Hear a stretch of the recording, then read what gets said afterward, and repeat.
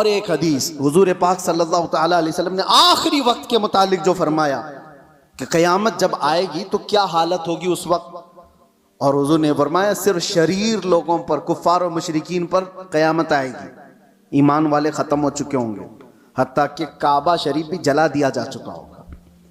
حدیث پاک میں ملتا ہے کعبہ کو ختم کرنے والا ایک حبشی شخص آئے گا، قرآن اٹھا لیا جائے گا روئے زمین سے، ایمان والے پوری دنیا پر نہیں ہوں گے جب قیامت آئے گی۔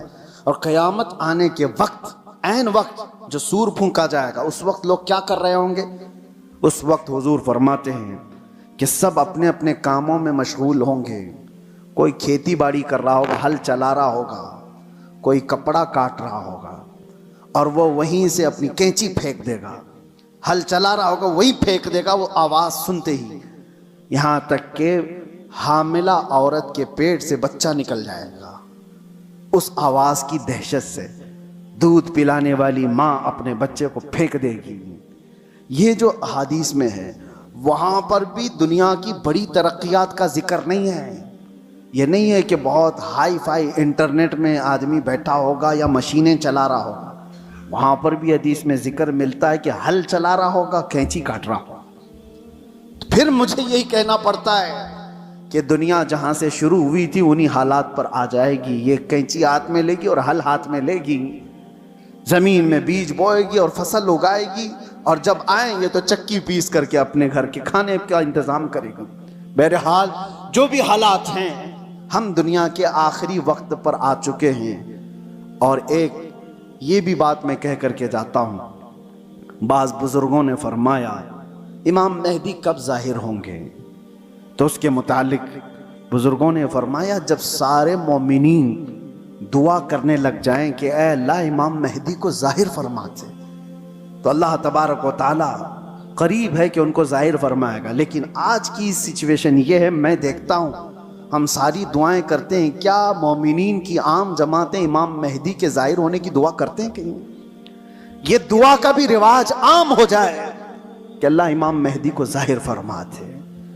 جب یہ دعا کثرت سے ہونے لگی کہ وہ آ جائیں گے امام مہدی کے ظاہر ہونے کی۔ اور دوسری حدیث یہ بھی ہے، یذہل الناس، حضور فرماتے ہیں ان ذکر دجال، دجال کا ذکر کرنا لوگ چھوڑ چکے ہوں گے، علماء ممبروں سے بیان کرنا ختم کر چکے ہوں گے، تب دجال آئے گا۔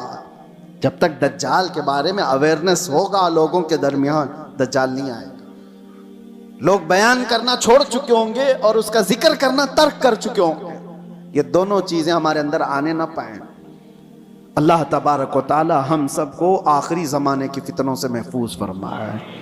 آج جو ہونے والے حالات ہیں اس کے لیے آپ اپنے اپنے انتظامات میں، لوگ آج اپنا راشن پانی سب جمع کر رہے ہیں، میں کہتا ہوں اپنا ایمان بھی جمع کر کے رکھو، اپنے اعمال اور اپنے عقیدے کی حفاظت کرو۔ کل کے آنے والا دور، ایک دن دو دن روٹی نہ کھا کر کے اگر آپ رہ بھی جاؤ گے لیکن ایمان کے بغیر دنیا سے جاؤ گے تو ہمیشہ جہنم میں جلائے جاؤ گے۔ ایمان کی حفاظت بھی آج اتنی ہی ضروری ہے، اس لیے کہ آدمی جب مصیبتیں آتی ہیں تو انکار خدا کر بیٹھتا ہے، وہ لوگوں کے پیچھے چل بھاگتا ہے۔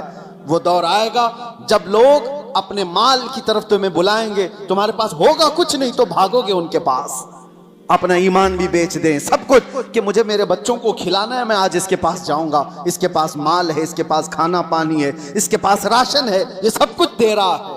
یہ کہا گیا کہ دجال روٹیوں کے پہاڑ لے کر چلے گا۔ جب دنیا میں قحط ہوگا، لوگ کھانے کے محتاج ہوں گے اور دجال کے پاس غذا کے پہاڑ ہوں گے، چل رہے ہوں گے ساتھ میں، دنیا بھوکی اس کے پیچھے لپک جائے گی کہ روٹیوں کا پہاڑ اس کے ساتھ ہے، تو کھانے کا ذخیرہ جس کے پاس ہوگا دنیا پاگل کی طرح اس کی طرف لپک جائے گی۔ تو آنے والا دور اگر قحط کا ہے تو آپ یہ بھی ایمان رکھو کہ جہاں کھانا بٹ رہا ہے وہاں ایمان والا نہیں جاتا، جہاں میرے مصطفیٰ کی محبت بٹ رہی ہے بھوک کو ترک کرے گا، میرے آقا کے قدموں کو اختیار کرے گا۔ اللہ تعالی ہمیں حضور کے قدموں میں زندگی عطا فرمائے، ایمان کے ساتھ زندہ رکھے اور ایمان کے ساتھ اس دنیا سے اٹھائے۔ وآخر دعوانا الحمدللہ رب العالمین۔ السلام علیکم۔